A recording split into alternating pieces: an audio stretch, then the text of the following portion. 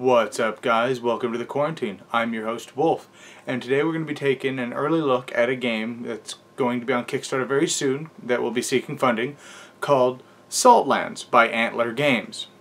Saltlands is a legally distinct kind of Mad Max style game where it's a post-apocalyptic and you guys are on like an ocean floor. It plays 1 to 6 players, I think, and the preview copy that I had plays 4 to 6 due to it not having the scenarios and stuff like that.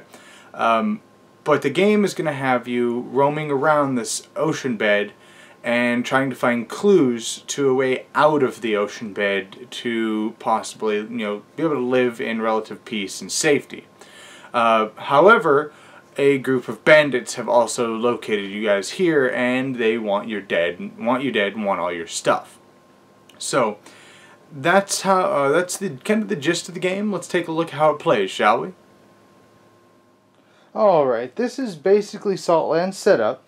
I do only have one character out, but other than that, what you see here is set up pretty much for a 4-player game. These enemy tiles they're broken up very interesting. The black boxes showing only one solid color box in the middle shows that this is a single raider group. This shows that it is 2 separate raider groups. The reason for that is you have one raider group for each player in the game. So if you're only playing one player, I'm assuming you would just have this one tile out. Then you're going to make a stack that goes 0 all the way to 5. And you're going to set it here. You're also going to flip over the highest groups, which in this case would be these 2. You're going to flip over their cards as well, because round 0 is more like a setup round, I guess you can call it. But anyways, the game is actually fairly simple. You should be able to see a lot of the tokens all over the field here. And your ultimate goal in the game is to be collecting a lot of the different tokens. So on your turn, you have a neat little wind counter here that starts off in, I think it's about this direction. The way it works is, depending on the strength of the wind, so starting out it's always 3. If you're moving on a single arrow, it's a 1-to-1 ratio, so you can move 1 hex for each unit of movement. And if you're moving on this, you get 2 moves. So, because it starts like this, I'm the pyro, or the arsonist, sorry. So I have my little standee. You always start here. And if I wanted to move, I get 3 movement points, so I would go 1, because that is a double movement. And then 2, and then that's where I want to end my move. Then, another thing you can do is you can play any number of cards in your hand, which I feel like I might be missing one, but I don't think so. But you start out with a spear, a special weapon, and a water, and then a vehicle. And on your turn, you can use a crew action, which on your cards, or on your card, has a little symbol of a person, and I'll briefly explain what some of these other symbols mean in a moment. But you can tap yourself, and you can collect 1 tile, or 1 token that's adjacent to you. So, I'll collect this one. So you take it, put it out of the board, or out of the game, and then you will draw 3 cards and add them to your hand. If you have vehicles like this, you are allowed to just immediately swap them out, keeping it in the same position. So, because I had moved, this was tapped from moving, which I failed to mention. This would also come in tapped and make it to where I can't move again. Then this would go back into your hand. And then if I have water, which is here, you can play it, untap yourself, and then I can tap myself again and collect another one of these. So, for example, here, we have this token here. Now these would mean that you draw one of these Saltland cards. The ultimate goal is to have all 6 of these collected, and there's, I want to say like 9 of them, so you always remove 3, so you don't remember, or you don't know exactly where these clues might end up. But I will draw one of these, like this, and you're going to choose either the top or the bottom to execute, And then these tokens here will move according. Now these little symbol things here, they do not actually occupy a spot, they occupy the entire tile itself. So they can, like if you're going to go here, you can kind of slide it to the side and go there. But the way this will work is you have your cardinal directions here, northwest, north, northeast, and south. So I'm going to choose here. So the spears will go northwest, so they will go here. The plant key will go northwest, so that'll also go here. And then the gear will go north, so it'll also go here. So we are 1/6 the way to finding the exit. And then I'll pass my turn. When I'm done, I have to activate one of these raiders here that have not been activated in the current rotation. So I will flip this over, and we have an attack. That means they will do 1 damage, standard damage. So we'll have to look here. We have a 3 and a 3. They both can climb rocks, because if you notice there's brown here. And just the orange can also go over sand. So they're both going to try to move their maximum distance to the closest player. So we have orange right here that's going to go 1, 2, 3. And then we have dark red that's also going to go 1, 2, 3. So I'm in a pretty bad position at the moment, because both of those are adjacent to me, and now they're going to attack me with 1. Now, when you get attacked, if you have armor, which I do, I have 1 armor, which is what that little symbol means, then I'm going to be able to deflect all of their damage, because they're only doing 1 normal damage. But, for the sake of argument, let's say that I didn't. Say I'm going to die. You can either discard an armor from your hand. It'll show the little armor symbol up here, which there should be one right here. Well, that's actually still kind of a bad example, but it'll show the little armor symbol. And you'll discard it to soak up the damage. Or, if you're going to die, like if it's armor piercing damage, you can't stop that with armor. You could discard a medical kit, showing this symbol, and you discard it, and you're fine. If you die, you're going to take your character card, and you're going to flip it. If you notice, I have now 1 less symbol. You're going to flip it over. You're going to discard all your cards. You're going to draw back up, I think it's 7 cards. Your token will come off the board. When it comes back around to you, you get to replace yourself anywhere on one of the 4 starting tiles, anywhere you want. And then you go ahead and take your turn as normal. You'll revert back to the starting the starting wind sail, whole 9 yards.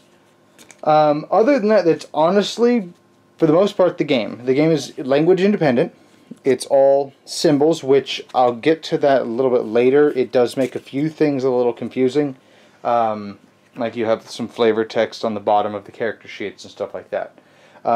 Also, with this card here, if you notice it's got the little blue band at the top, that means it can be equipped. So if we look at our character sheet, it means I can toss it right here, because your character goes here, your wind vehicle goes here, and then 2 empty spots. And it's got a really neat system of, because you have your vehicle, if there's nothing here, your hand limit goes up by 5. Nothing here, your hand limit goes up by 5. So if I'm like this, my hand limit is 5, 10, 11. So that's my hand limit. Now if I equip this here, my hand limit only goes up to 7. So you have to think about, do you want storage? Do you want to bog down on armor? What do you want?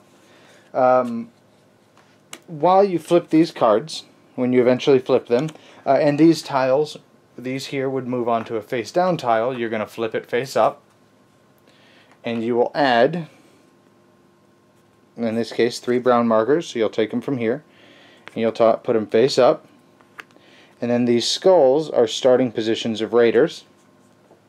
So the bag's over there, I'm not going to bother putting them out, but you'll put random raiders out of the bag and you'll toss them on there, and now that area is ready to go and you can now explore the new area. Last but not least, once enough players have activated, because at the end of every player activation you're going to flip these. So once this flips over and they move and they attack and blah blah blah, and it comes back around to me in this example, now I have to activate one of these. I'm done with my turn. I have to activate one. But there isn't one for me to activate. Let's move the camera back over. There isn't one for me to activate. What happens is all of these go away. and then you don't activate anything here. You get to change the position of the wind, and then you spawn raiders. And whatever number you see here on top is the spawn point. So we have a number 1 here, and we have a number 1 here. So 2 raiders will be coming out this round. And then next round, when we have a 2, then we'll have 1 on the 1s and 1 on the 2s, and so on and so forth. The ultimate goal, once these are in their final positions, say they're going to wind up being something weird like that, throughout the course of the game, you're going to be able to collect these random cards. These are always face up because this is the deck you're going to actually go through and find what you need. Some of the tokens, like this for example, allow you to, you'll collect that and you will get a card with the same symbol on it. And at the end of the game, you need 3 cards plus 1 random one, doesn't matter what it is, that has one of the 3 symbols on it for each player escaping. The reason I say each player is because this is a semi-cooperative game. And the game is actually very difficult to win solo, and you're going to have to work together. The players aren't allowed to directly attack each other, but you are allowed to screw each other over with these cards and how the raiders activate. However, the raiders will always go to the closest player, so you don't get to go, well, I'm going to make this guy go way away from me and go attack you instead. But that's pretty much how the game ends. So I would have to be, where am I? I don't know what it, oh, here we are. I would wind up having to be, if I had 3 gears, I would have to be on the tile with the gear. It will have to be clear of enemies, and I will have to reveal my 3 gear cards, and then the 1 extra, and showing I win. Or I will have to just reveal 2, you reveal 1, we each have 1 extra, and then some other guy doesn't have any, and he just reveals a card, and he's also on that tile. So all 3 of us win together. The 4th person doesn't get to win, or so on and so forth. But honestly, that is how you play Saltlands. It's actually very simple. There are a few caveats that I will get to in my final thoughts. So let's go ahead and get straight to that, shall we? Alright, Saltlands. I think I've only seen the first Mad Max movie, and I actually didn't care much for it. I think because I watched it after I watched Fury Road. I've watched Fury Road like 20 times. I love that movie. This game feels very much like the new Mad Max movie. I'm sure that was completely intentional. You can tell by the artwork on the cards and whatnot. It's meant to relay a sense of Mad Max. But the game is insanely fun. It's incredibly difficult sometimes. We have played a few games that we beat it, no problem. I've played a few solo games with 4 players and completely cooperating and failed miserably. So the game is very swingy to win or to lose, but it's very tense and you're all constantly looking at each other. You know, it's your turn and you're kind of doing some shady things, and I don't know if you're going to try to stab everybody in the back and escape by yourself or what. We had a guy that he kept changing the wind direction to screw everybody over, and it hurt really bad. We almost left without him, but he managed to squeak in being on the tile and leaving with us. Which leads me to my caveat. Like I said, the game is insanely fun. I will definitely be kickstarting it, for one. I will have a link up here to the Kickstarter as well if you're interested, and which that should have popped up earlier. But anyways, as of right now, a lot of the player powers are very, very powerful, especially in especially in respect to some of the other ones. For example, one of the guys just starts with an armor, which is really powerful in the beginning of the game. The healer can just, if they get lucky, can just pull as many med packs from the discard pile as they want. It's that easy for them. The player powers, like the actual player powers, not the player items, which is what I just mentioned. The player powers, some of them are also very, very powerful. Like the arsonist, the vehicles you get throughout the game, you can scrap them and just get a fuel, which fuel is very, very, very powerful in the game. They act as Molotovs. You can blow up entire sections. You have vehicles that you can drive around on, stuff like that. The healer for example, probably has the most overpowered one out of them all, and they can just change the wind direction. Doesn't have to be the full solid round, and you know, you can't activate raiders and yada yada yada. No, they just get to on their turn, making changing the wind pretty much a moot point.